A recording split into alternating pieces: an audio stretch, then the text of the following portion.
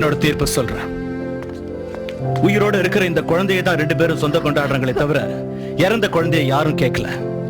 அதனால உயிரோட இருக்கிற இந்த குழந்தையை பகிர்ந்து எடுத்துக்க வேண்டியதுதான். இந்த குழந்தையை இப்பவே நான் வெட்டி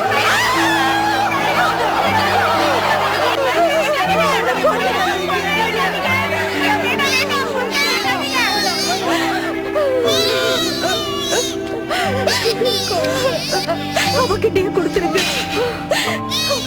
கொடு. கடவுள் இந்த குழந்தையை ஆசீர்வதிக்கட்டும், இதன் சந்ததியை ஆசீர்வதிக்கட்டும். எல்லாத்துக்கும் மேல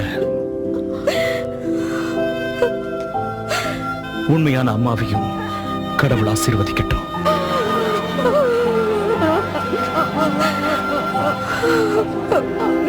சாமி